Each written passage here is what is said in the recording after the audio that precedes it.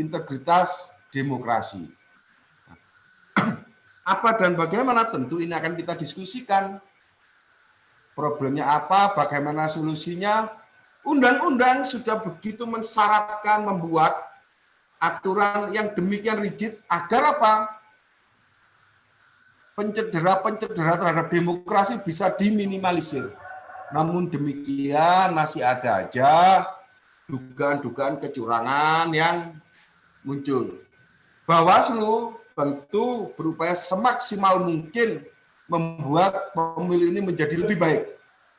Dengan tagline pemilu Bawaslu bersama rakyat awasi pemilu, bersama Bawaslu tegakkan keadilan pemilu, Bawaslu mencoba untuk menarik energi pemilu tahun 55, pemilu tahun 99 pada proses pemilu yang sekarang. Sehingga apa? Akan terpilih pemimpin-pemimpin yang berintegritas sesuai yang diharapkan oleh masyarakat. Ini mungkin pemantik dari saya. Untuk selanjutnya kita bisa share, saling menimba, sehingga kita mendapatkan sesuatu untuk bekal kita menata negara ini menjadi lebih baik. Dan saya yakin tongkat estafet pundak untuk menanggung beban demokrasi sebagai sebuah pilihan ketatanegaraan yang telah dipasok oleh founding fathers kita ada di pundak panjenengan semuanya. Panjenenganlah pemilik sah negeri ini. Panjenengan adalah pemilik sah, pelaku sah demokrasi yang terbaik untuk negeri ini. Selamat berjuang kawan-kawan. Terima kasih Pak Moderator. Mungkin itu pemantik dari saya. Wassalamualaikum warahmatullahi wabarakatuh. Waalaikumsalam warahmatullahi wabarakatuh. Aplaus untuk Pak Toto Haryono dari Bawaslu Provinsi Jawa Timur. Terima kasih Pak Toto. Catatan kami bahwa pemilu diawali dengan pemilu tahun 1955 adalah pemilu yang terbaik, gitu Pak Toto. Okay? Dan kemudian semakin lama pemilu itu semakin banyak kecurangan. Dan inilah tugas kita bersama sebagai pengawas pemilu maupun sebagai sebuah kader pengawasan untuk mengembalikan bahwa pemilu nanti adalah pemilu yang lebih baik, gitu ya. Mungkin ini ya sahabat-sahabat baru semuanya ya, sesuai dengan rencana kita pertama tadi bahwa setelah paparan dari narasumber kita bisa menyampaikan 3 pertanyaan ya di sesi pertama ini. Monggo. 3 pertanyaan, mungkin bisa 1 dari Kabupaten Malang, 1 dari Kota Malang, 1 dari Kabupaten Blitar.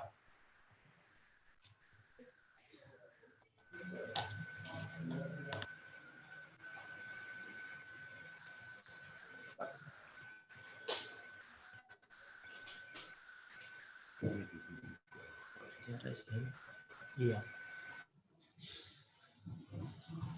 Monggo sahabat semuanya. Sesi pertama 3 pertanyaan ya.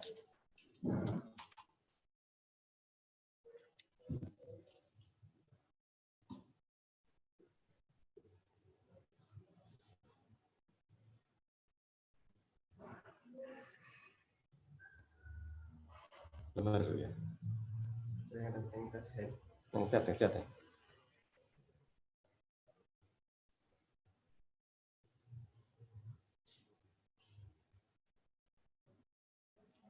Sekali lagi ya, sahabat-sahabat kita semuanya, peserta SKP daring ya. Ini kesempatan bagi penjelasan semuanya untuk mempelajari tentang pengawasan yang lebih baik ya. Apabila ingin bertanya ya, sekarang saatnya kita bertanya. Untuk termin pertama kita batasi untuk 3 penanya ya. Monggo kita mulai sekarang.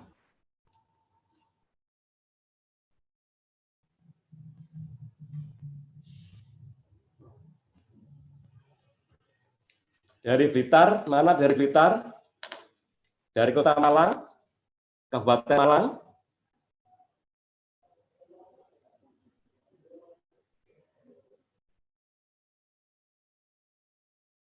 Ini sudah tercatat yang berpartisipasi ada 105 ya, monggo. 3 pertanyaan di sesi pertama ini.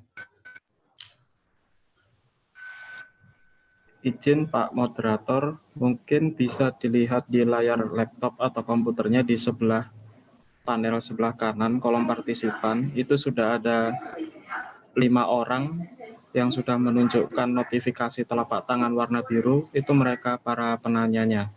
Oh, Begitu. Jadi ya, terima monggo kasih, Mas Tangguh, terima kasih. G, siap.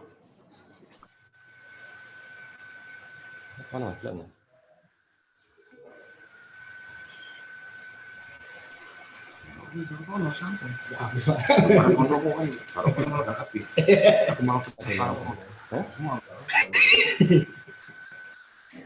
Ini di dalam sini. Coba. Kawan-kawan peserta yang mau merokok silakan merokok, enggak apa-apa. Ini kan kita ini daring itu loh. Sampai asal ruangannya bisa buat merokok dan tidak mengganggu yang lainnya, silakan merokok. Saya pun izin juga merokok. Sepanjang tidak mengganggu yang lainnya. Sambil menunggu pertanyaan-pertanyaan.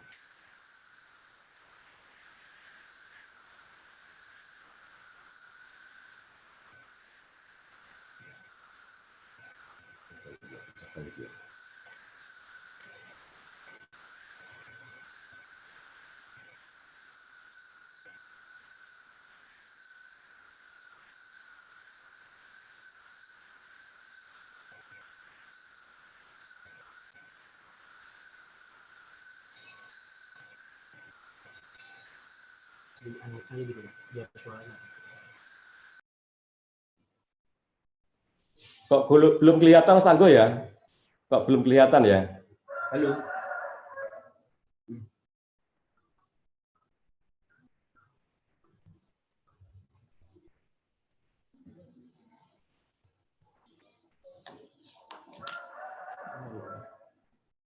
Oh, sing ngecat ya? Sing ngecat iki. Mas Alu, mungkin bisa dibantu Mas Alu. Iya, sudah Mbak, baru dilihat Mas Alu, Mbak. Ya, siap.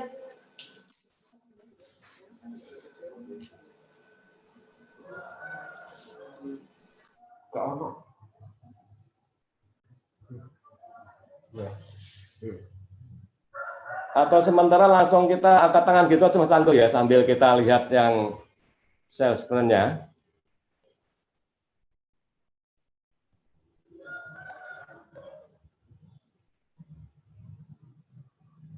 Isi Pak, aku chat ini.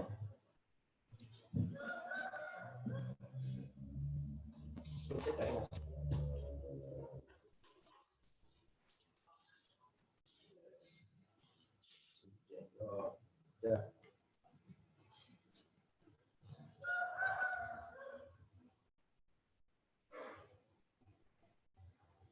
Belum. Yuk.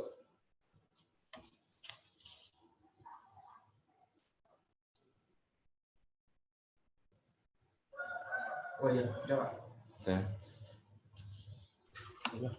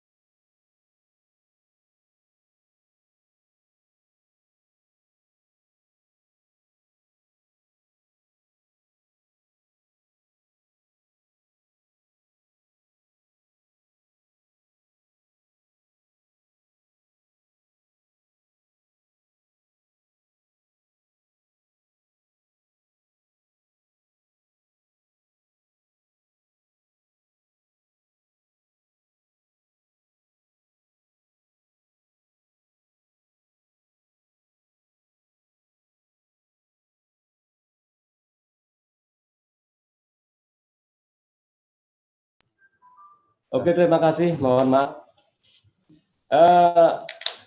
Kami ambil ya 3 penanya. Yang pertama dari Friendly Pamungkas, kemudian dari Mahkota Alwi, juga dari Intan Tri. Ya, Friendly Pamungkas, kemudian Mahkota Alwi, kemudian Intan Tri dari Kabupaten Blitar.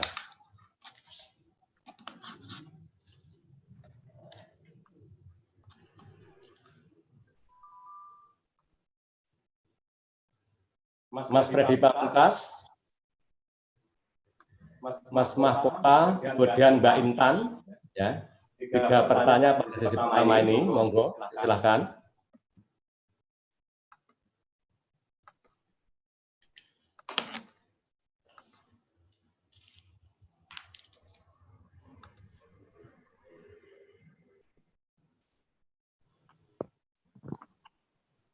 Assalamualaikum warahmatullahi wabarakatuh. Waalaikumsalam. Waalaikumsalam warahmatullahi wabarakatuh.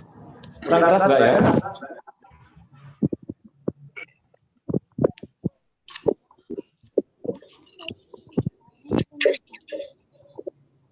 Masuk namanya.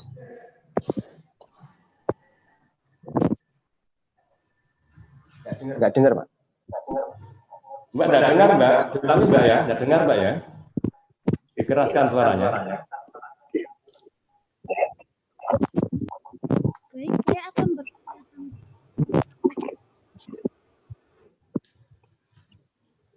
Dimulai dari awal, Mbak. Suara nggak masuk.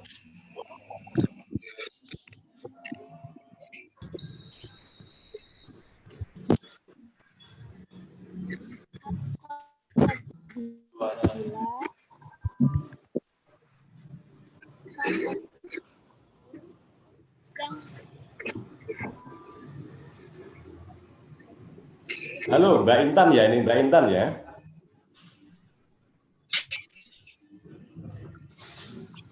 Mbak Intan, mohon dimulai dari awal karena suara nggak masuk, Pak Lun ya.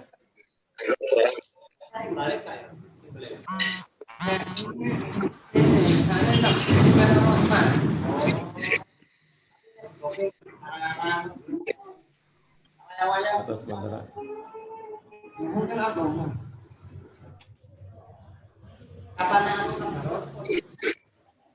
Halo Mbak Intan. Mbak Intan dari Blitar. Mohon diulangi pertanyaannya karena suara belum masuk ya.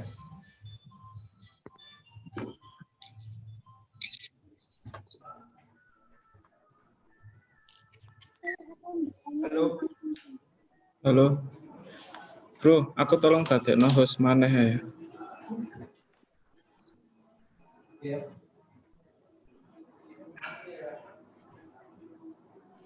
Aku tolong didadekne host maneh ae. Halo.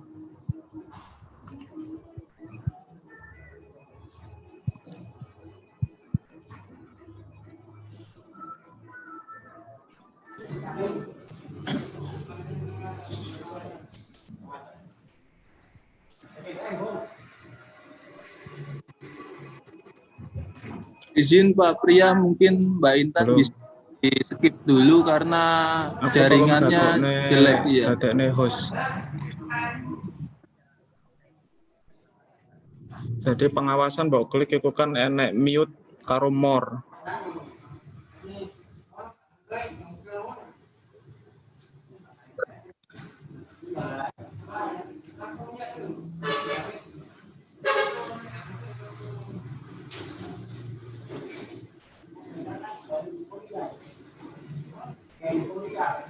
Nggak mungkin. Teko akune Pak Pria, ojo teko nggonmu. Iya. Mbak Intan, suara saya kedengaran? Mbak Intan, tes suara coba. Ya, suaranya kecil sekali. Coba pakai headset atau pakai alat bantu dengar lainnya. Mungkin kita skip dulu Pak Toto untuk penanya berikutnya sambil menunggu Mbak Intan memasang headset.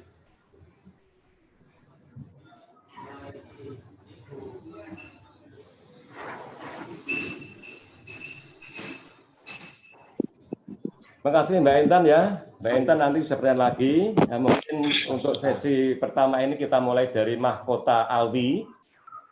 Monggo Mahkota Alwi, dipersilakan. Oke, Assalamualaikum warahmatullahi wabarakatuh. Waalaikumsalam warahmatullahi wabarakatuh. Perkenalkan, nama saya Ainun Maulana Alwi.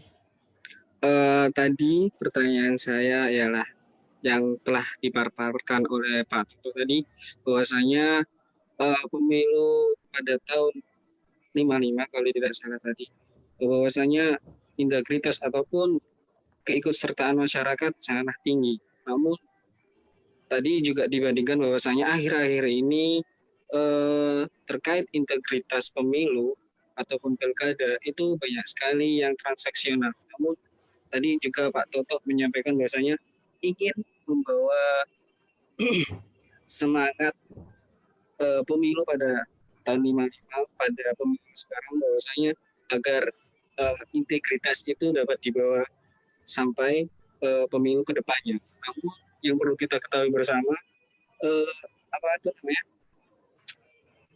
dinamika ataupun orang-orang yang kita hadapi, situasi dan kondisinya juga berbeda. Bagaimana membawa semangat itu, istilahnya bagaimana semangat itu tersampaikan kepada elemen masyarakat yang sampai menengah ke bawah. Karena ya dilihat bahwasanya pemilu ataupun pilkada yang transaksional itu menurut masyarakat di pedesaan ataupun di bawah itu hal yang mungkin seperti itu, kurang lebihnya maaf. Wallahul muwaffiq ila aqwamit thoriq. Wassalamualaikum warahmatullahi wabarakatuh. Waalaikumsalam warahmatullahi wabarakatuh.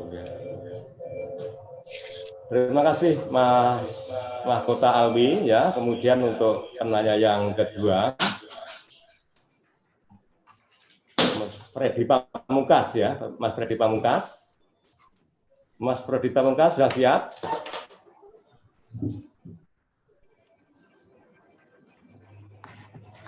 Izin Pak Fedri Pamungkas, suaranya dia tidak terdeteksi, jadi mungkin bisa di skip dulu. Oh gitu ya, terima kasih ya Mas Freddy Pamungkas, suara terdeteksi. Langsung ke Kabupaten Blitar, Mas Joko Susilo. Monggo Mas Joko Susilo, dipersilahkan.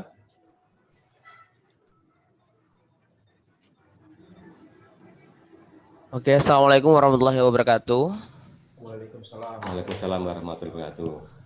Perkenalkan, nama saya Joko Silo dari SKKP Daring Kabupaten Blitar. Saya ingin pertanyaan di sini terkait mengenai melihat dari permasalahan dari Orde Baru. Tadi sudah disampaikan oleh Pak Toto juga terkait mengenai kerawanan yang terjadi di saat pemilu atau pilkada berlangsung. Pertanyaan pertama, bagaimana proses pencegahan yang dilakukan oleh Bawaslu saat pemilu atau pilkada? Kemudian yang kedua, bagaimana indeks kerawanan di suatu kabupaten atau kota dapat diperoleh? Kemudian yang terakhir, yang ketiga, apa penyebab rendahnya partisipasi pemilih? Terima kasih. Assalamualaikum warahmatullahi wabarakatuh. Waalaikumsalam warahmatullahi wabarakatuh. Terima kasih Mas Joko Susilo. Kemudian terakhir pertanyaan ketiga di sesi pertama ini, Mas Trisno Syahputra ya. Mas Trisno Syahputra mungkin sudah siap.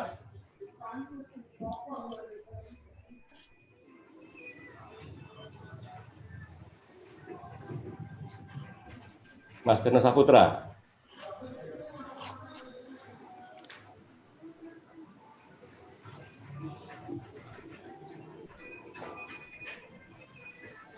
Perkenalkan, nama saya Trisno Syahputra. Saya partisipan dari Kota Malang. Ada beberapa hal yang sangat menarik yang ingin saya tanyakan terkait web diskusi daring pada hari ini. Pertama, Pak Toto bilang bahwa pemilu terbersih atau sangat berintegritas yaitu pemilu pada tahun 1955. Nah, kemudian saat ini pemilu-pemilu yang sekarang itu banyak sekali pemilu yang transaksional. Kalau kita berbicara masalah transaksional artinya ada pelaku bukan hal tersebut. Pertanyaan kami ialah, seberapa banyak yang melakukan itu? dari peserta parpol yang mengikuti pemilu. Kalau seandainya Bawaslu sudah mengetahui itu, seberapa besar peran Bawaslu untuk menggagalkan hal tersebut?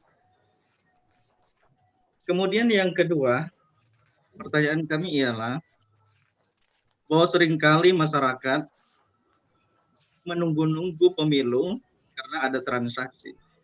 Artinya keterlibatan masyarakat di sini ingin mencoblos karena adanya sesuatu. Saya yakin Bawaslu pun sudah tahu hal tersebut. Mana penindakan Bawaslu akan hal itu? Hampir sama pertanyaan saya nomor 1 dan nomor 2 itu. Mungkin itu saja. Terima kasih. Terima kasih Mas Trisno Saputra ya. Untuk termin pertama ini sudah ada yang masuk 3 penanya ya. Yang pertama dari Mas Mahkota ya, bagaimana integritas biar lebih baik begitu Mas Mahkota ya. Kemudian yang kedua dari Mas Joko Susilo, bagaimana proses pencegahan yang dilakukan oleh Bawaslu. Kemudian yang kedua, bagaimana pembentukan IKP oleh IKP dapat diperoleh. Dan yang ketiga adalah penyebab rendahnya partisipasi masyarakat. Kemudian pertanyaan ketiga dari Mas Trisno Saputra dari Kota Malang, seberapa banyak yang melakukan transaksional dan bagaimana peran Bawaslu dalam mengatasi transaksional. Dan yang kedua adalah masyarakat juga menunggu transaksional. Bagaimana peran Bawaslu dalam menghadapi hal demikian itu. Mungkin itu Pak Toto bisa disampaikan. Terima kasih. Terima kasih Pak Moderator, terima kasih. Luar biasa ini, pertanyaannya sangat dahsyat, menukik, tajam, terpercaya sesuai dengan tagline-nya. Saya tidak akan jawab satu persatu, tapi karena pertanyaan ini saling berkaitan antara bagaimana proses KP, DKK, pemilu 55, bagaimana proses transaksional, itu saling berkaitan. Jadi untuk melihat bagaimana proses indeks kerawanan itu bisa dilihat dari tolak ukur pemilu sebelumnya. Pemilu tahun 2018. Kita bisa melihat apa aja yang terjadi di situ.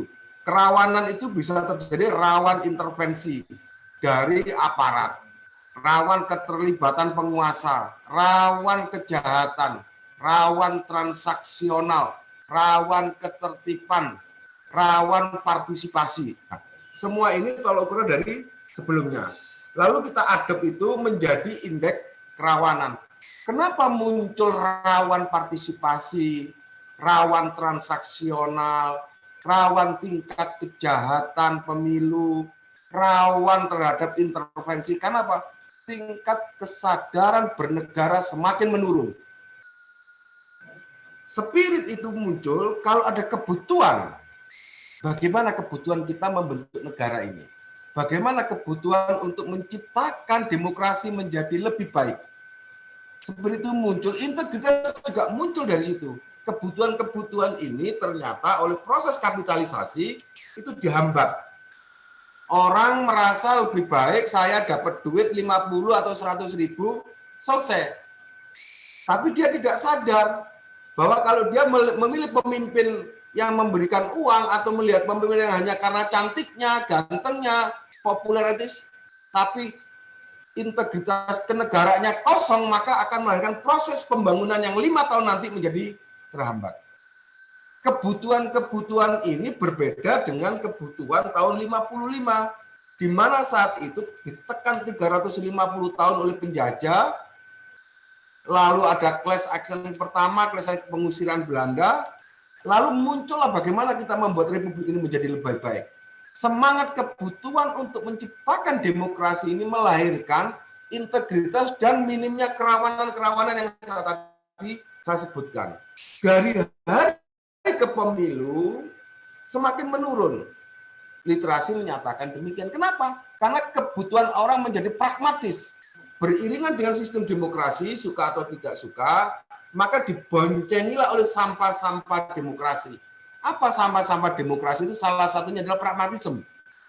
Orang hanya butuh yang penting hari ini, negara ada yang ngurus. Nah, cueki lahirkan munculnya penyakit rawan terhadap integritas, rawan terhadap transaksional. Apa yang dilakukan Bawaslu? Bawaslu sudah melakukan suatu upaya yang sangat dengan segala caranya. Apa? Satu, membentuk sentra gakumdu. Sentra gakumdu dibentuk supaya apa? Masyarakat kalau melaporkan kalau ada kerawanan transaksional itu tidak ke polisi, ke jaksa, tapi satu atap di bawah komando Bawaslu di tingkat kota, di tingkat provinsi, di tingkat RI. Kalau melihat pemilu ini dijadikan ajang pragmatisme. Unsurnya ada di situ, unsur kejaksaan, unsur kepolisian, unsur dari penyelenggara pemilu. Dikomandoi oleh Bawaslu. Karena apa? Bawaslu yang paling tahu apa jenis pelanggarannya. Soal penyelidikan itu urusan Pak Kepolisian yang lebih paham. Soal bagaimana penuntutan itu urusan Pak Jaksa. Tapi apakah pemilu ini pelanggaran administrasi, undang-undang yang lain, proses sengketa adalah Bawaslu. Maka itu nanti ada dibahas dalam satu atap. Kalau dugaan pelanggaran ini misalnya politik uang, transaksional, diputuskan bahwa ini adalah dugaan pelanggaran politik uang, transaksional, maka diserahkan kepada Pak Kepolisian untuk menindaklanjuti. Pak Polisi membedah dugaan pelanggaran ini, apakah unsur buktinya sudah cukup, apakah unsur saksinya sudah cukup. Kalau sudah memenuhi syarat, maka ditindaklanjuti ke tuntutan sehingga sampai ke pengadilan. Namun sayangnya penyakit sampah demokrasi yang namanya pragmatisme itu tidak melahirkan integritas perlawanan terhadap transaksional. Orang enggan melaporkan, sudah dapat 100.000 diam. Nah, ini kesulitan-kesulitan yang dilakukan oleh Bawaslu dan Gakumdu untuk menindaklanjuti ini. Karena itu dibutuhkan orang-orang muda yang firm terhadap penegakan demokrasi seperti panjenengan yang tidak takut terhadap intimidasi, tidak takut terhadap preman, tidak takut terhadap penguasa. Oh, ini untuk demokrasi, untuk republik, tak pertaruhkan, berani melaporkan kepada Bawaslu. Spiritnya dari mana? Spiritnya dari panjenengan. Sebagai orang muda, kita semua sebagai penyelenggara apa? Yang menginginkan demokrasi menjadi lebih baik dibanding pemilu-pemilu sebelumnya. Semangat ini harus kita tanamkan. Apa yang dilakukan Bawaslu? Bawaslu menggunakan yang namanya tagline-nya bersama rakyat awasi pemilu. Artinya apa? Rakyat menjadi mitra strategis dalam proses penegakan pemilu. Rakyat dari segala unsur. Semua masyarakat, kelas masyarakat terlibat sebagai pengawas pemilu. Ini mengadop sistem pertahanan kita. Apa pertahanan keamanan kita? Adalah sistem hankam rata, sistem pertahanan rakyat semesta. Artinya apa? Dalam kondisi genting, rakyat ini semua menjadi pahlawan. Semua berhak untuk bela negara. Urusan kenegaraan, urusan membela negara bukan kewajiban Pak Tentara ANSI. Urusan ketertiban bukan kewajiban Pak Polisi ANSI, tapi ketertiban bersama. Ini yang menjadi tagline bersama rakyat awasi pemilu. Menuju apa? Penegakan keadilan pemilu. Spirit tahun 99 kita adopt. Karena apa? Pemilu setelah Orde Baru itu penuh dengan intimidasi. Panjenengan kita sama-sama tahu bahwa di masa Orde Baru hanya ada 3 partai. Dan pemenangnya hanya partai-partai itu aja. Nah, menurut beberapa literasi, kemenangan ini karena di-backup oleh kekuatan penguasa. Penguasa menekan rakyat supaya memilih salah satu golongan tertentu. Rakyat jenuh. Tidak ada pilihan demokrasi, maka lahirlah reformasi. Karena apa? Orde Baru penuh dengan tuntutan reformasi jelas. Bisa dilihat di literasi, tuntutan terhadap KKN, korupsi, kolusi, nepotisme, dan pemilu yang jurdil. Dulu belum ada KPU, tidak ada Bawaslu. Pelaksana pemilu adalah pemerintah lewat Depdagri. Setelah reformasi lahirlah yang namanya Komisi Pemilihan Umum Independen dan diadop dalam Undang-Undang Dasar pasal 22E tentang sistem pemilu, dan di situ juga penyelenggara pemilu adalah lembaga independen yang namanya Komisi Pemilihan Umum. Lalu lahirlah Bawaslu sebagai penyelenggara teknis KPU. Tentu ini kekuatan yang sentral akan melahirkan kesenangan. Super body itu akan melahirkan kewenangan, maka ada lembaga pengawasnya. Lahirlah Bawaslu. Pengawas itu juga manusia yang juga pasti akan terkena sampah-sampah demokrasi. Apa itu pragmatisme dalam segala bentuk, pragmatisme moral atau material. Lahirlah yang namanya DKPP, pengawas penyelenggara pemilu. Nah, DKPP ini menjadi etik, lembaga etik dari penyelenggara pemilu. Kalau ada penyelenggara pemilu yang menyalahi etik, maka dipecatlah oleh DKPP sebagai dewanya pemilu.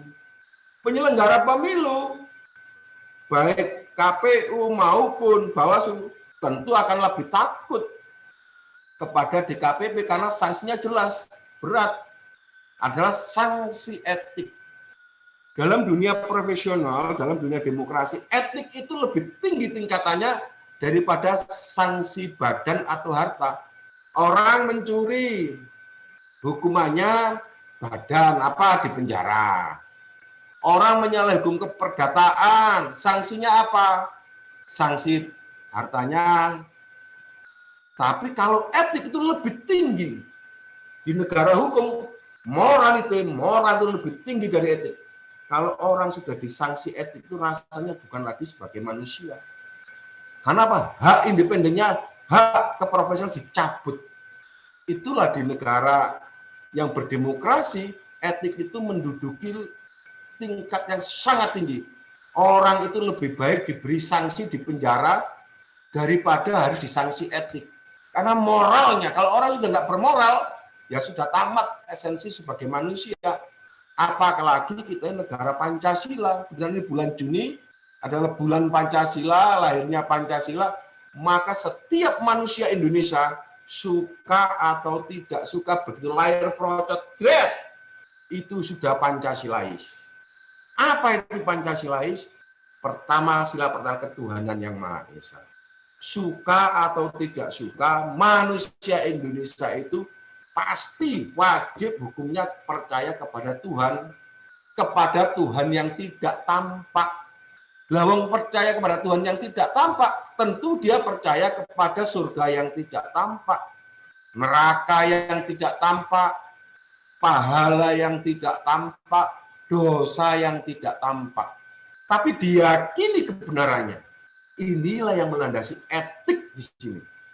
Jadi sanksi etik itu dibawa sampai mati. Malu orang itu. Nah, kalau orang sudah nggak punya malu, maka dia nggak punya Tuhan. Inilah sanksi terberat dari penyelenggara pemilu, itu adalah sanksi etik. Selain tentu sanksi harta dan badan kalau dia melanggar norma-norma hukum positif kita, melanggar KUHP dan melanggar hukum perdata. Siapa yang paling bertanggung jawab terhadap proses ini? Adalah kita semua. Orang-orang, kaum yang masih meyakini bahwa pilihan demokrasi adalah pemilihan sistem ketatanegaraan yang paling mungkin bisa menjaga harkat dan martabat kemanusiaan manusia Indonesia. Keyakinan ini harus dibangun. Lewat apa? Lewat sistem pemilu yang kita jaga integritasnya. Dan penjaganya siapa? Ya kita semua. Di pundak panjenengan sebagai pemilik sah Republik ini. Di pundak saya. Jadi panjenengan juga gampang. Kalau ada pengawas pemilu atau penyelenggara pemilu yang menyalahi atau laporkan aja ke DKPP. Mereka dibayar negara ini untuk menjadikan pemilu menjaga marwah, harkat, martabat demokrasi yang legal formal.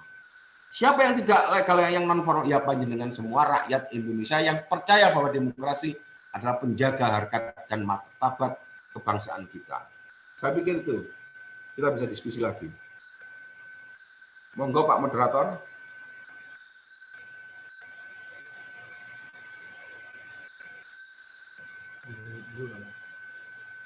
Halo?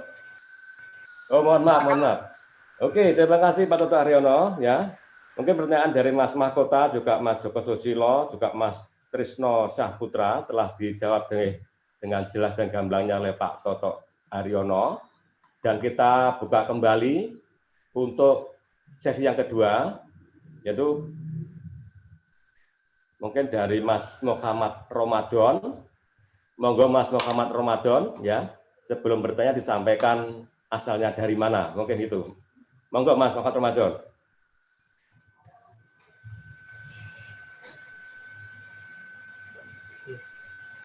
Mas Muhammad Ramadan.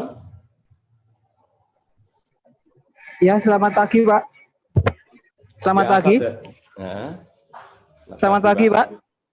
Ya, selamat pagi, Mas Ramadan. Ya, suaranya jelas, silakan masuk. Ya, saya dari Blitar, Pak. Saya ingin bertanya, Pak. Tadi kan sempat disampaikan bahwa kode etik itu lebih yang paling tinggi daripada sanksi pidana dan perdata itu.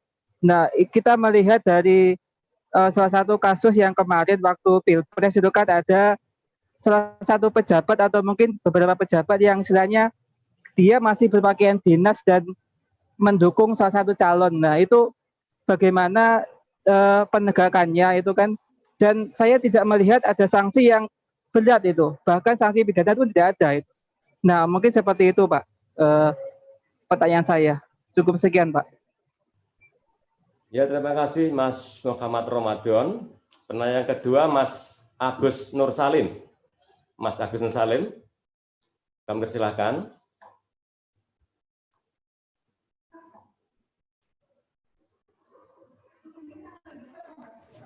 Halo. Ya, Mas Agus Nur Salim. Ya. Mas Agus Nur Salim dari mana? Sudah jelas Pak suaranya. Jelas, agamanya jelas ya. Ya. Assalamualaikum warahmatullahi wabarakatuh.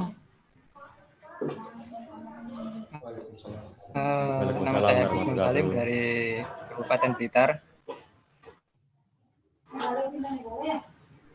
Yang terhormat Bawaslu RI, Bawaslu Provinsi, dan juga Bawaslu Kabupaten Kota Blitar.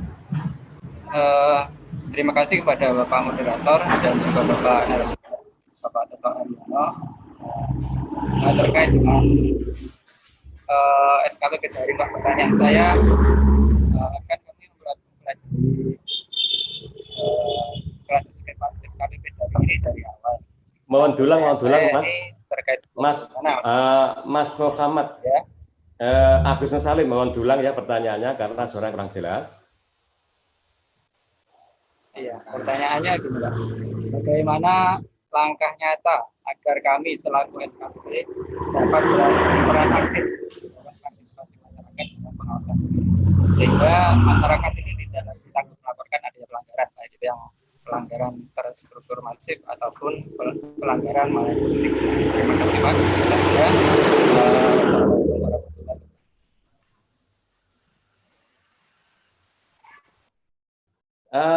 Mas Agus, tolong agak kalem aja ya dalam menyampaikan pertanyaan. Terus poin-poinnya apa gitu ya, kita lebih jelas lagi gitu.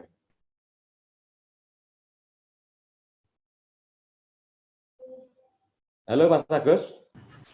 Halo. Mas Agus Nur Salim ya, dimulai lagi ya, monggo.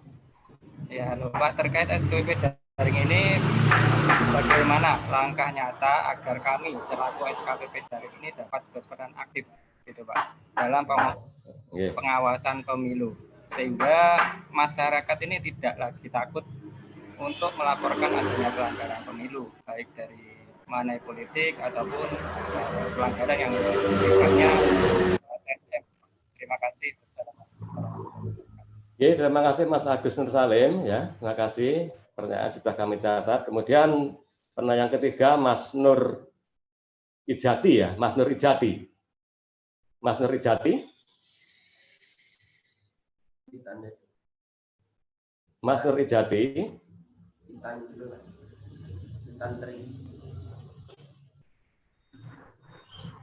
Oke. Oh, Mbak Intantri dulu ya, Mbak Intantri dulu ya. Mbak Intantri dulu dari mana? Sampaikan ya. Monggo Mbak Intantri.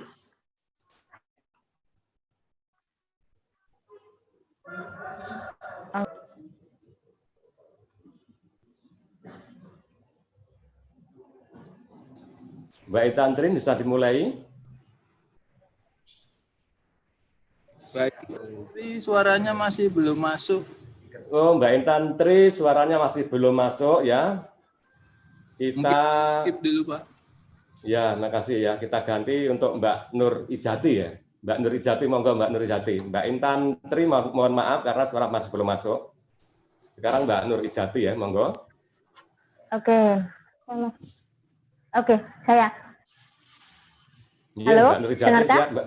Iya, siap Mbak Nur Ijati. Terdengar sangat jelas. Selamat pagi, menjelang siang. Salam hormat untuk Bapak Moderator dan yang lain semuanya. Ya, nih, saya akan mulai bertanya. Mbak Nur Ijati dari mana Mbak Nur Ijati? Sebelum saya... Oh ya, lupa. Saya dari Kecamatan Palisaji, Kabupaten Malang. Oh ya, makasih Mbak Ijati, monggo. Ya. Oke, ya, nggih, Bapak. Sebelum saya belajar lebih jauh, nggih. Kalau nanti seumpama saya benar-benar mengikuti proses dan saya mungkin menemukan suatu pelanggaran, mungkin adakah jaminan keamanan untuk saya? Terima kasih. Assalamualaikum warahmatullahi wabarakatuh. Waalaikumsalam warahmatullahi wabarakatuh. Cukup Mbak Nur Jati ya. Ya, terima kasih ya. Ini ada 3 penanya Pak Toto Arianto ya. Yang pertama dari Muhammad Ramadan ya. Ada pejabat yang memakai atribut saat itu dia mendukung salah satu calon ya. Bagaimana Bawaslu dapat menindaki seperti itu ya. Yang kemudian yang kedua Mas Agus Nur Salim setelah menjadi peserta SKPP, mungkin apa peranan peserta SKPP nanti dalam pengawasan ya gitu. Kemudian yang ketiga untuk Mbak Ijati, apakah dalam pengawasan nanti itu ada perlindungan hukum gitu ya? Mungkin itu Pak Toto, monggo dipersilahkan.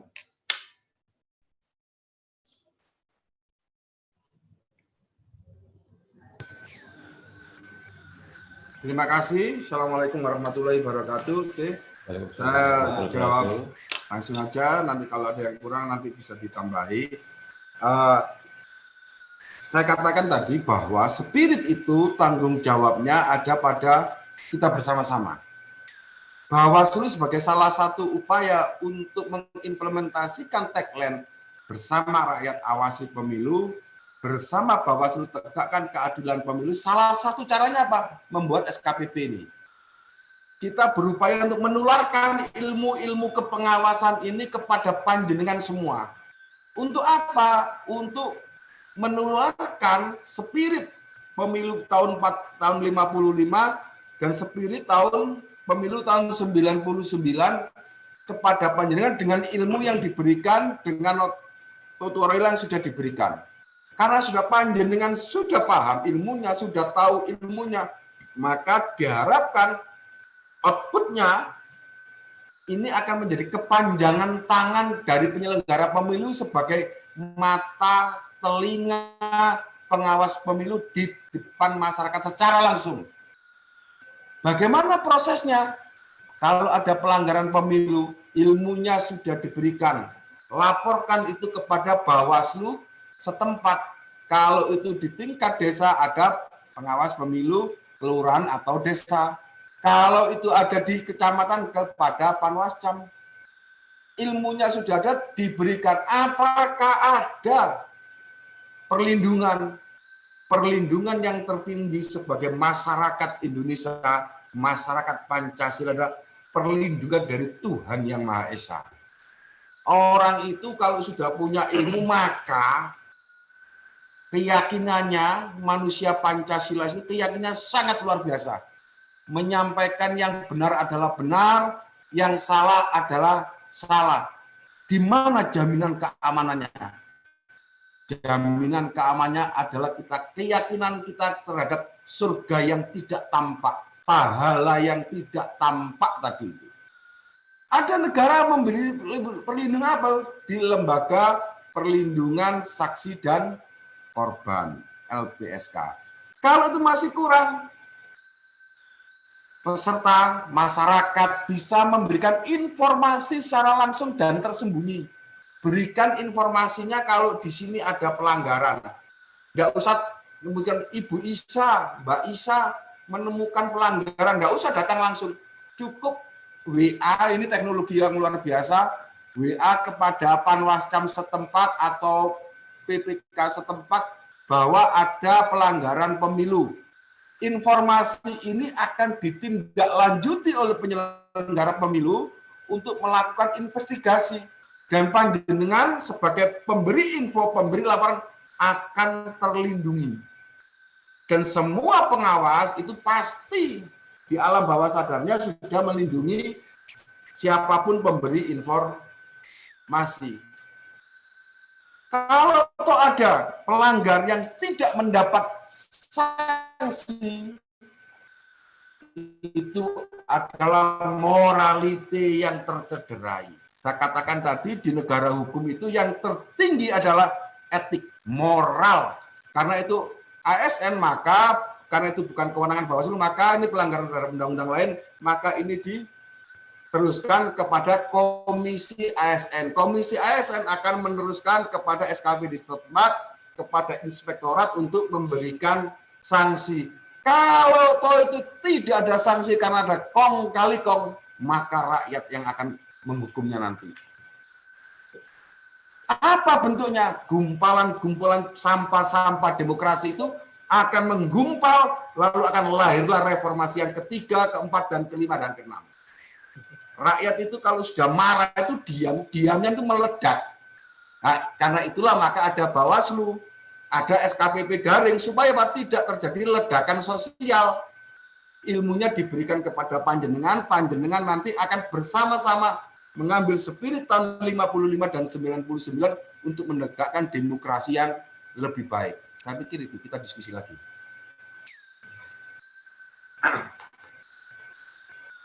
Monggo Pak Moderator, silakan kalau ada pertanyaan lain. Ya, terima kasih Pak Toto Haryono ya. Ini waktu masih jam 11 ya. Mungkin kita nanti maksimal sampai tengah 12. Kita buka lagi untuk 3 penanya ya. Coba Mas.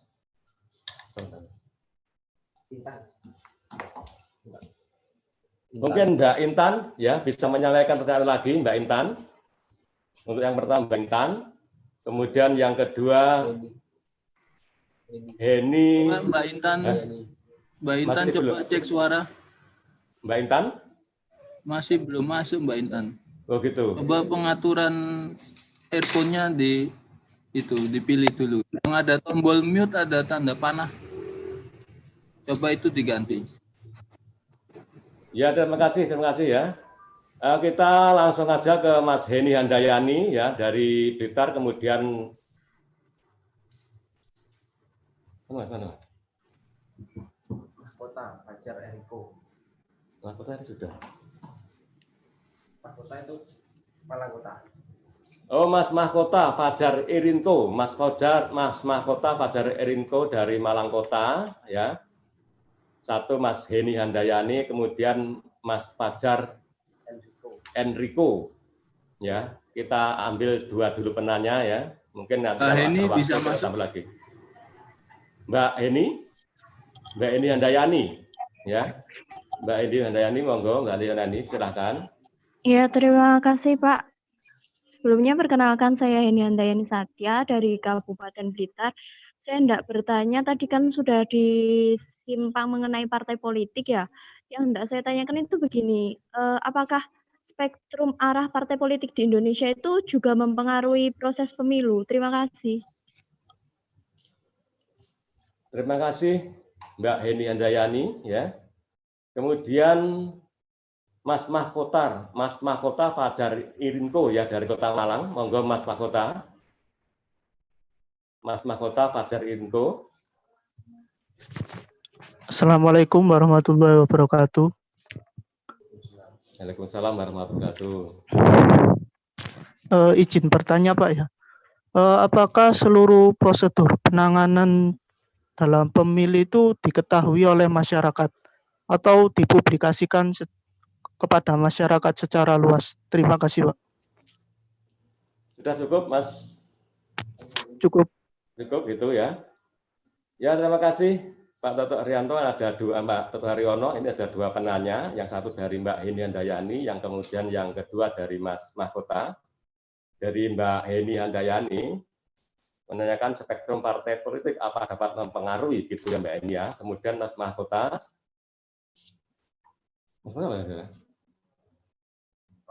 Mas Mahkota, tolong Mas Mahkota ya. Mas Mahkota, halo Mas Mahkota. Mas Mahkota. Mas Mahkota, dalam masuk lagi Mas Mahkota. Ya, halo. Ya, tolong diulangi pertanyaannya Mas Mahkota ya. Oh iya Pak. Pertanyaannya itu apakah seluruh proses prosedur penanganan dalam pemilihan itu diketahui oleh masyarakat atau dipublikasikan secara luas kepada masyarakat? Terima kasih.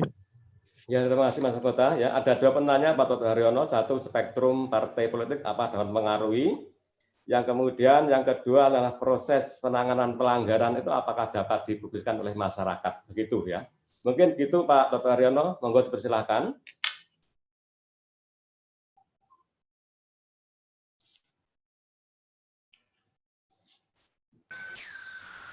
Oke, terima kasih Mbak Heni, luar biasa pertanyaannya ini.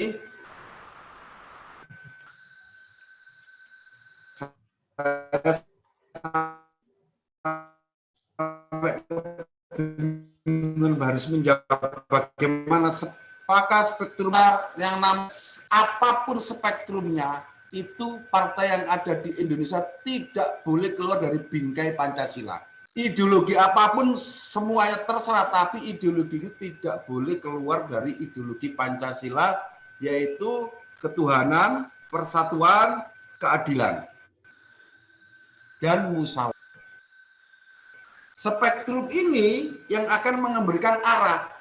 Arahnya boleh kemanapun, tapi tujuannya cuma satu, demokrasi yang berpaham pada Pancasila. Karena itu spektrumnya tidak boleh melebar sehingga membentuk khilafah. Tidak boleh, karena itu menyalahi kaidah dasar demokrasi Pancasila.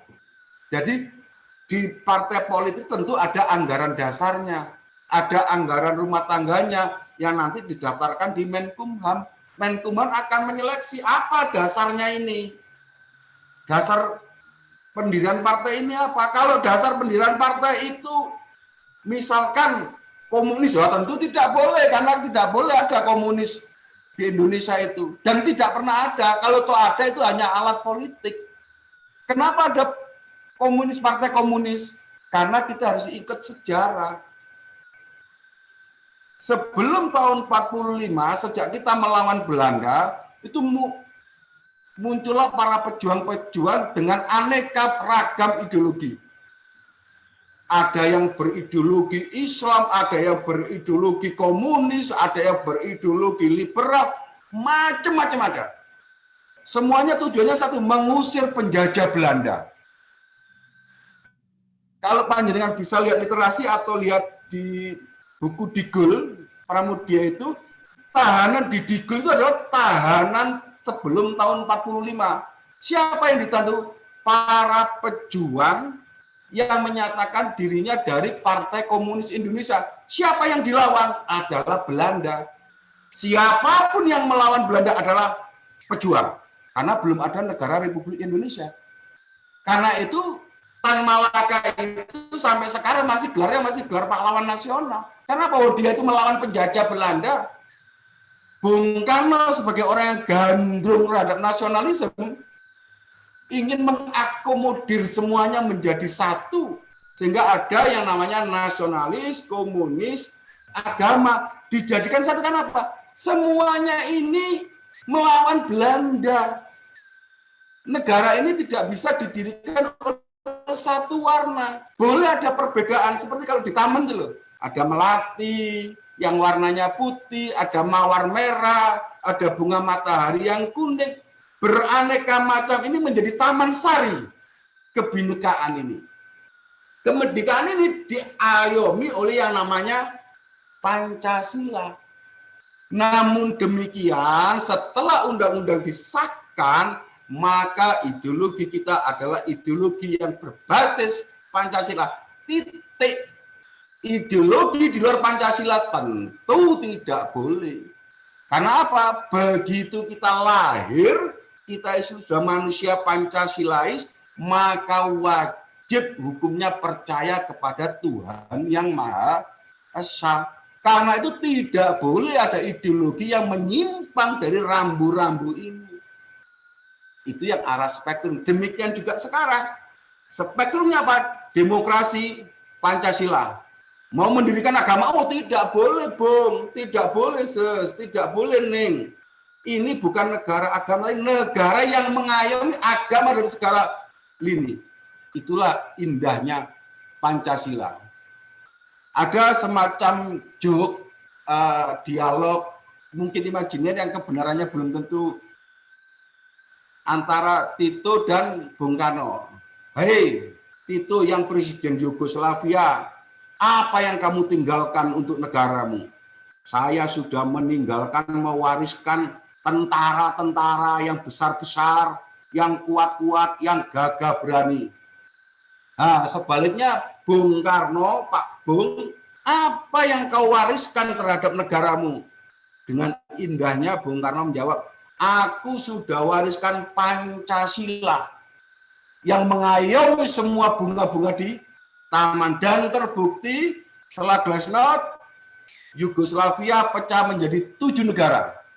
Sementara Republik Indonesia masih bertahan dan insya Allah sampai nanti kelak tetap menjadi republik dan satu dalam kebinekaan. Karena itu kita jaga bersama-sama melalui SKPP daring ini kesadaran berdemokrasi yang berintegritas. Kalau ada ASN atau pejabat yang itu tidak boleh ikut kampanye, lalu dia berkampanye, lalu dibiarkan oleh atasannya, maka dia bukan manusia yang Pancasilais. Maka memang dia tidak layak untuk hidup di Republik ini. Karena manusia yang hidup di Republik pasti sadar terhadap etika. Karena etika itu lebih tinggi derajatnya daripada hukuman badan maupun hukuman harta. Itulah indahnya Pancasila. Dan semangat itu minimal di bulan Juni ini kita diskusikan bareng-bareng supaya meneguhkan semangat kebangsaan kita sebagai negara berpancasila. Begitu kira-kira Pak Moderator, Bu Heni dan Pak siapa mahkota tadi. Yang kedua, publikasi perkara. Publikasi penanganan pelanggaran. Kita itu negara yang terbuka, maka semuanya harus terbuka.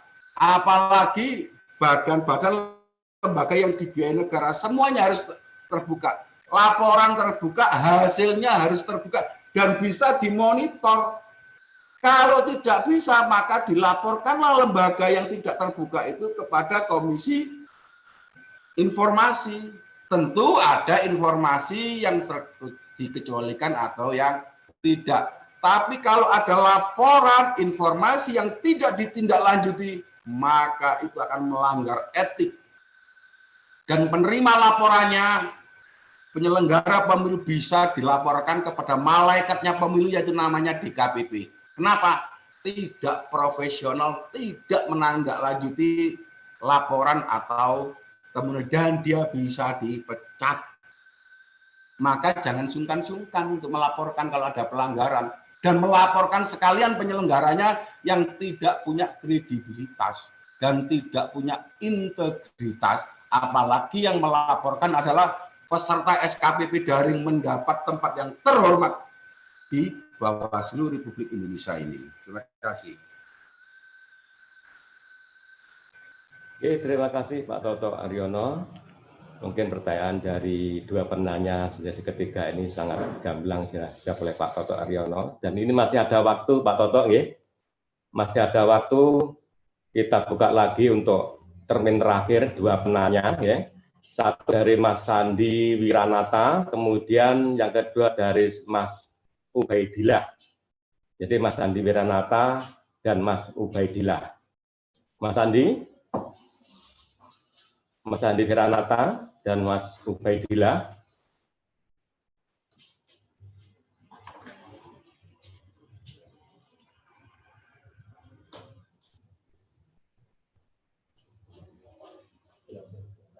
Ya, terima kasih, Mas. Halo, Mas Sandi, Mas Ubaidillah ini. Mas Sandi suaranya Mas Sandi belum masuk, mungkin bisa dicek lagi. Mungkin bisa next dulu, Pak. Oh gitu. Mas Ubaidillah, monggo Mas Ubaidillah. Mas Sandi suara belum masuk. Mas Ubaidillah, monggo masuk. Baik. Oh, ini Mas Sandi.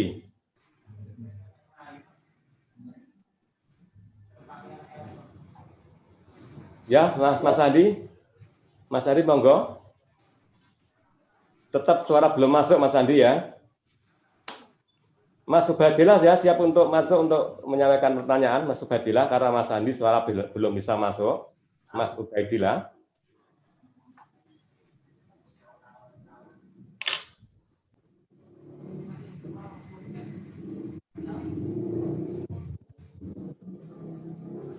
Ya, selamat siang Mas Ubaidillah. Monggo Mas Ubaidillah.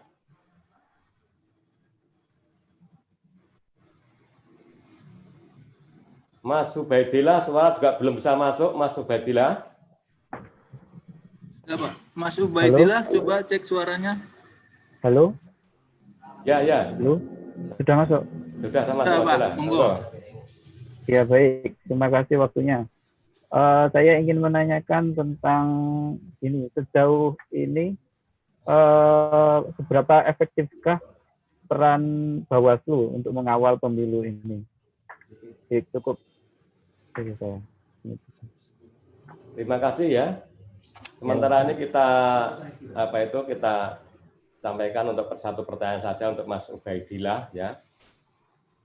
Berapa efektifkah pengawasan pemilu pada saat ini gitu Mas Ubaidillah ya. Monggo untuk satu pertanyaan Mas Toto dipersilahkan monggo.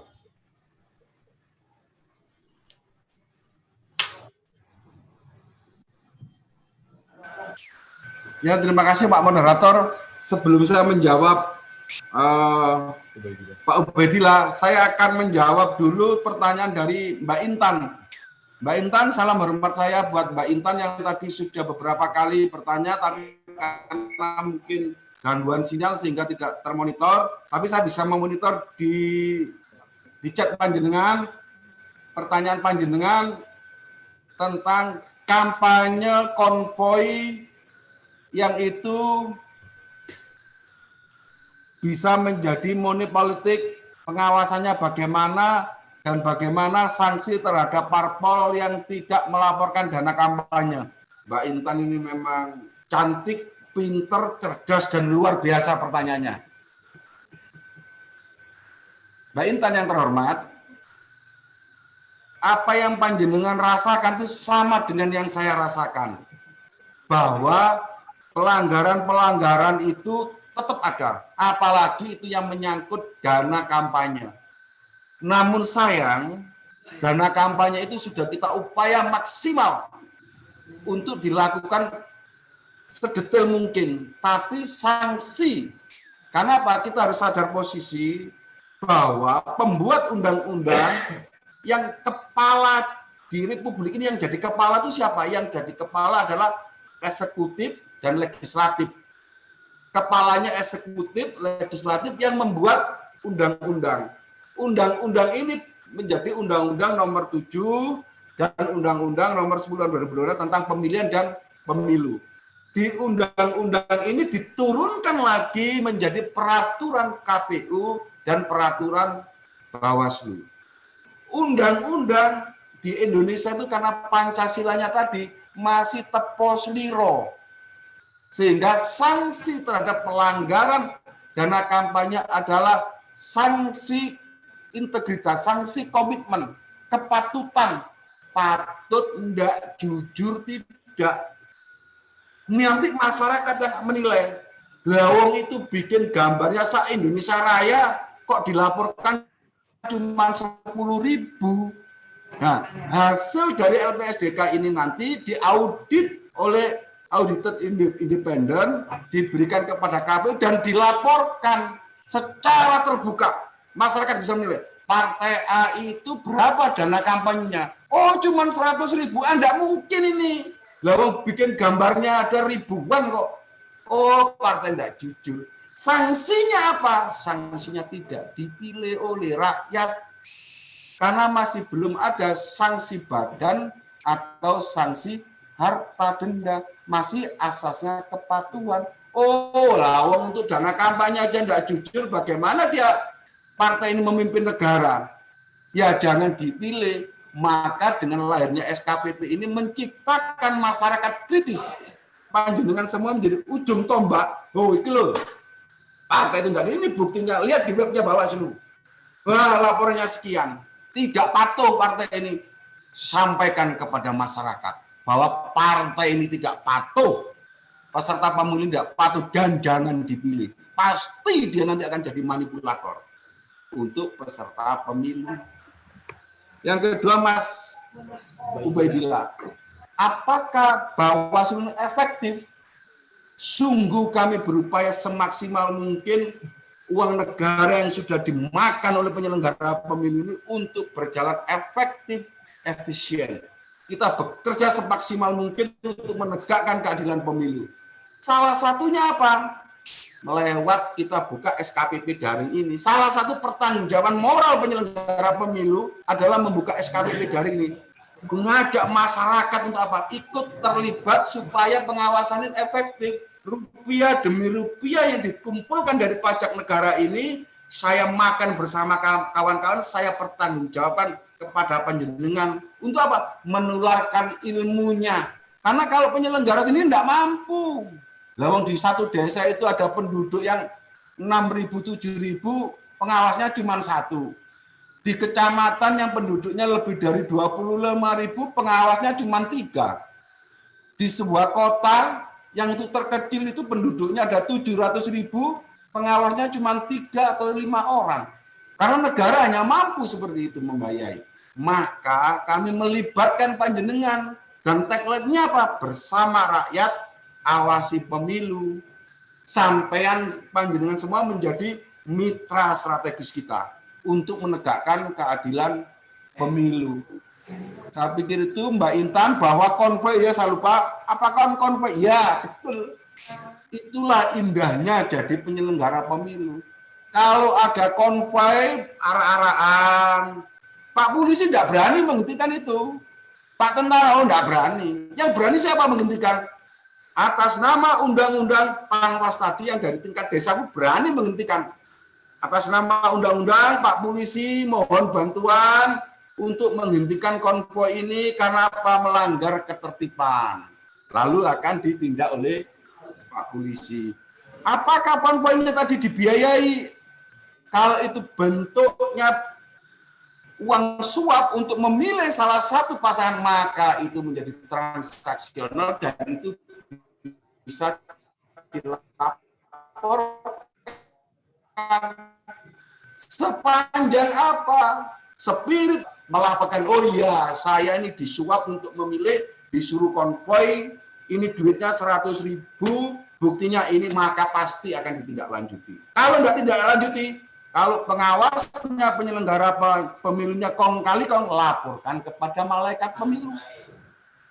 Dipecat nanti. Dan saya katakan berkali dipecat supaya apa? Ini untuk diri saya sendiri supaya saya takut dan malu, dan untuk panjenengan bisa ngawasi kami sebagai penyelenggara pemilu. Terima kasih Pak Moderator.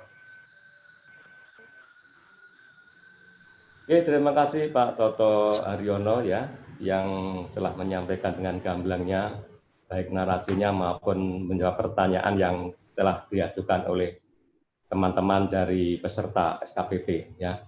Ini karena waktu kita sudah jam setengah 12 ya, mungkin kita akhiri, dan teman-teman apabila masih menginginkan berdiskusi, maka di setiap kabupaten kota ada grup WA bersama. Tentunya di Kabupaten Malang juga ada grup WA, kemudian di Kota Malang juga ada grup WA, di Kabupaten Blitar juga ada grup WA, dan di grup WA itu ada pimpinan-pimpinan Bawaslu dari segala divisi ya. Ada divisi sengketa, divisi penanganan pelanggaran, SDM, hukum dan datin dan pengawasan. Jadi teman-teman dapat menyampaikan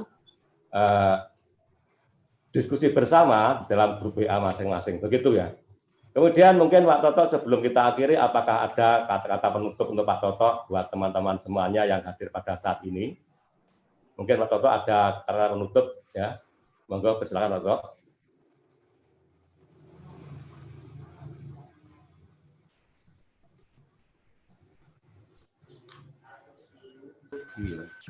Oke, terima kasih Pak Moderator. Sebelum saya akhiri, ini ada cantolan satu di chat itu, pertanyaan dari Pak Abdul Aziz. Bagaimana dengan pemilu tahun 2020 ini di masa pandemi? Ada protokol pemilu ini tetap dilaksanakan nanti pada 9 Desember. Dan prosesnya tetap dalam protokol kesehatan. Pengawasan ada dua, pengawasan terhadap pelaksanaan protokol kesehatan, apakah proses pemilunya itu sudah melalui sesuai dengan PKPU-nya, Perbawaslu-nya yang harus mengindahkan protokol COVID. Yang kedua adalah proses pengawasan terhadap pelaksanaan itu sendiri. Silakan apa dan bagaimana protokol pemilu di masa COVID ini, panjenengan bisa lihat di webnya Bawaslu maupun webnya KPU tentang peraturan pemilihan umum di masa pandemik ini. Saya pikir itu yang bisa saya lakukan. Saya terima kasih banyak. Mohon maaf jika dalam proses penyampaian ada kata-kata yang khilaf, salah, terlalu meledak-ledak, dan menyinggung perasaan. Sekali lagi, saya mohon maaf dan saya berdoa, berharap semoga amal ilmu kita hari ini dicatat oleh Tuhan Yang Maha Esa, Allah Subhanahu wa Ta'ala, sebagai amal perbuatan untuk kemuliaan kita semua di dunia dan di akhirat. Selamat berjuang. Wassalamualaikum warahmatullahi wabarakatuh. Waalaikumsalam warahmatullahi wabarakatuh. Terima kasih ya para hadirin semuanya, baik peserta dari SKPP, kemudian juga Bapak Ibu dari Bawaslu Kabupaten Kota Malang, Kabupaten Malang, dan Kabupaten Blitar. Semoga acara hari ini benar-benar bermanfaat dan sesuai tujuan dari adanya SKPP. Sebagai pengawasan adalah ikut berpartisipasi dalam menggerakkan masyarakat untuk terlibat dalam pengawasan partisipatif. Kemudian untuk jangka panjangnya ikut mengawasi partisipasi pada pemilu yang akan datang. Dan tentunya kami berharap mengambil kata-kata bijak yang pernah disampaikan oleh Pak Toto Haryono, bahwa dalam pengawasan pemilu itu harus berintegritas, dan integritas adalah harga mati. Begitu Pak Toto. Okay? Dan semoga pada hari ini kita benar-benar beri kesehatan, dan mohon maaf apabila ada kekurangan. Kami akhiri. Wassalamualaikum warahmatullahi wabarakatuh.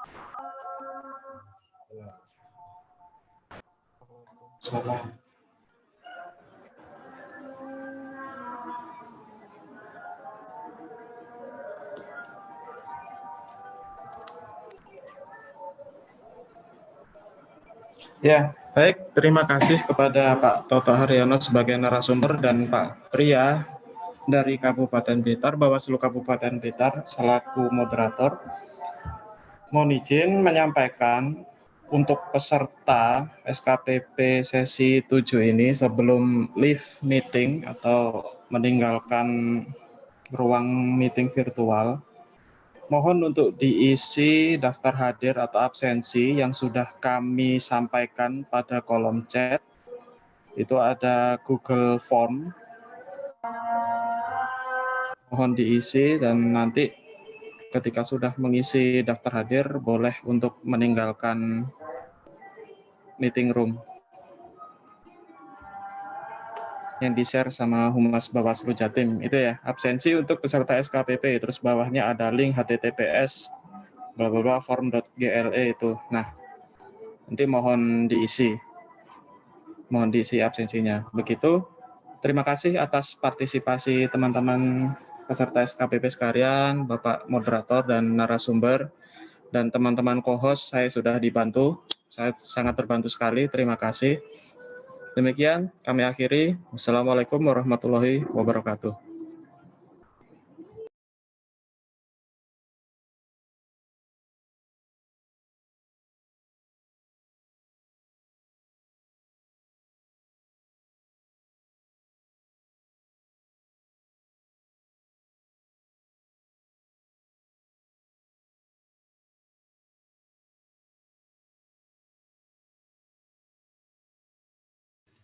Izin Pak Pria masuk.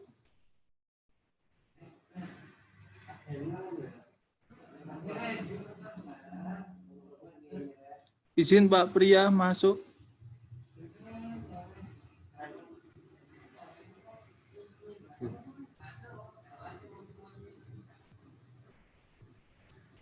Izin Mas, Kabupaten Blitar. Siap. Pak, mungkin dokumentasi untuk peserta, Pak. Foto-foto biasanya setelah sesi berakhir. Untuk dokumentasi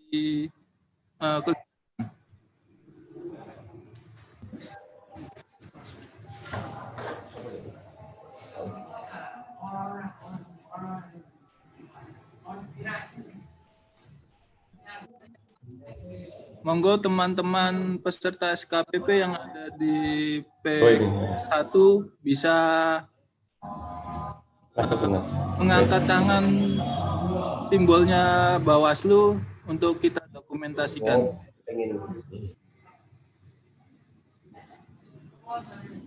Monggo teman-teman peserta SKPP bisa mengikuti Pak Pria dari Bawaslu Blitar tangannya untuk yang halaman 1.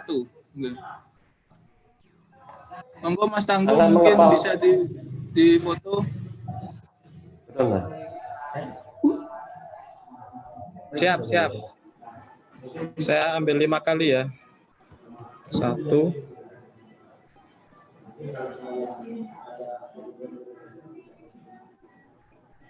2,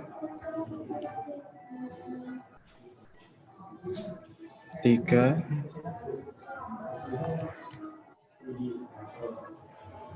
4. Yes. Ya, yang selanjutnya peserta di PEK 2 bisa mengangkat tangannya. Sudah Mas, sudah keambil semua insya Allah. Oh, sudah.